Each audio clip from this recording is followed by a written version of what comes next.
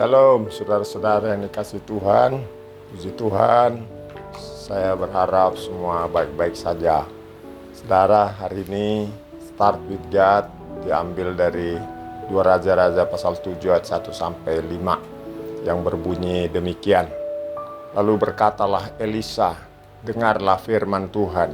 Beginilah firman Tuhan, besok kira-kira waktu ini sesukat tepung yang terbaik akan berharga sesikal, dan 2 sukat jelai akan berharga sesikal di pintu gerbang Samaria. Tetapi perwira yang menjadi ajudan raja menjawab abdi Allah, katanya, sekalipun Tuhan membuat tingkap-tingkap langit, masakan hal itu mungkin terjadi? Jawab abdi Allah, sesungguhnya engkau akan melihat dengan matamu sendiri, tetapi tidak akan makan apa-apa daripadanya. 4 orang yang sakit kusta ada di depan pintu gerbang. Berkatalah yang seorang kepada yang lain, mengapakah kita duduk-duduk di sini sampai mati? Jika kita berkata, baiklah kita masuk ke kota, padahal dalam kota ada kelaparan, kita akan mati di sana. Dan jika kita tinggal di sini, kita akan mati juga.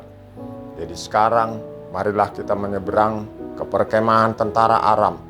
Jika mereka membiarkan kita hidup, kita akan hidup. Dan jika mereka mematikan kita, kita akan mati. Lalu pada waktu senja, bangkitlah mereka masuk ke tempat perkemahan orang Aram. Tetapi ketika mereka sampai ke pinggir tempat perkemahan orang Aram itu, tampaklah tidak ada orang di sana. Demikian pembacaan firman Tuhan, saudaraku yang dikasihi oleh Tuhan. Saudara yang dikasihi oleh Tuhan, pada saat itu dalam 2 Raja-Raja pasal yang ke-7 ini, Israel sedang dikepung oleh tentara Aram.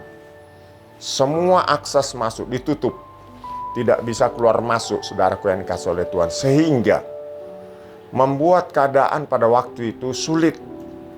Kelaparan terjadi karena mereka tidak bisa membeli bahan-bahan makanan karena ditutup oleh pasukannya Aram, saudara.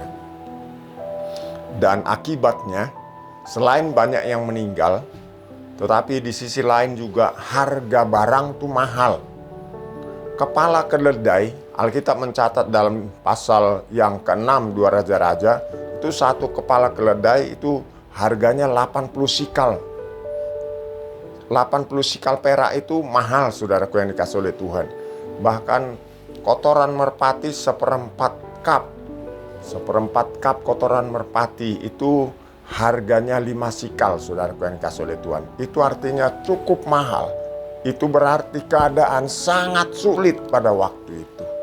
Tapi dengar, ada hal yang kita perlu belajar dari 2 Raja-Raja pasal 7. Apa yang kita mau belajar bersama? Yang pertama, belajar mengerti waktunya Tuhan.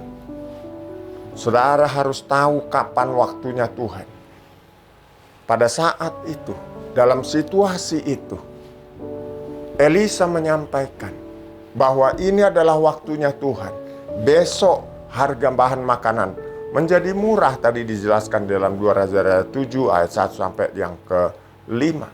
Tetapi saudaraku yang kasih oleh Tuhan, sayang sekali, di situ pada waktu itu ada ajudan raja yang menyertai raja. Ketika Elisa menyampaikan bahwa besok akan terjadi kemurahan Tuhan, kebaikan Tuhan, karunia Tuhan diberikan, ajudan raja ini tidak percaya. Dia tidak percaya bahwa walaupun Tuhan bisa membuat segala-galanya, tapi mana mungkin besok terjadi hal yang seperti dikatakan oleh Elisa. Salah dia, saudaraku yang dikasihi oleh Tuhan. Itu adalah waktu perkenanan Tuhan. Saudara, dalam 2 Korintus 6 ayat 1 sampai ayat yang ke-3 dikatakan demikian. Sebagai teman-teman sekerja, kami menasihatkan kamu supaya kamu jangan membuat menjadi sia-sia karunia Allah yang telah kamu terima. Sebab Allah berfirman, pada waktu aku berkenan, aku akan mendengarkan engkau. Dan pada hari aku menyelamatkan, aku akan menolong engkau. Perhatikan ayat ini, sesungguhnya waktu ini adalah waktu perkenanan itu. Sesungguhnya hari ini adalah hari penyelamatan itu. Dalam hal apapun kami tidak memberi sebab orang tersandung, supaya pelayanan kami jangan sampai dicela. Perhatikan 2 Korintus 6 ayat 1 sampai ayat yang ketiga.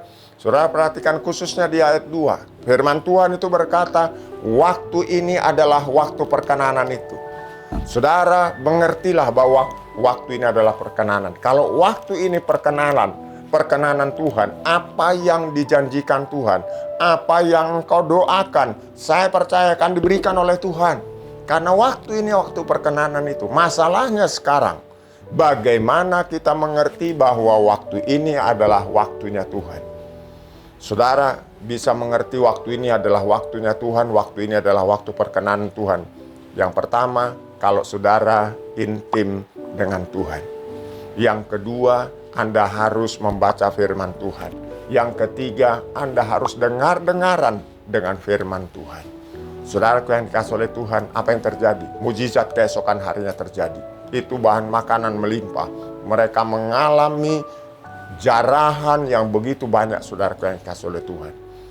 Yang berikutnya kita melihat dalam 2 Raja-Raja pasal yang ke-7, ayat 1 sampai ayat yang ke-5, di sana ada 4 orang kusta. Orang kusta dalam Alkitab dikatakan mereka tidak bisa kumpul bersama-sama dengan orang lain, orang yang sehat. Mereka terisolasi, mereka tersisih, saudaraku yang dikasihi oleh Tuhan. Tapi walaupun mereka seperti itu, tersisih, terisolasi, tidak boleh kumpul dengan komunitas yang lain, saudaraku yang dikasihi oleh Tuhan, tapi mereka memiliki kelebihan. Apa yang mereka kelebihan? Saudara perhatikan di situ yang dimiliki keempat orang kusta ini, mereka punya tekad yang kuat.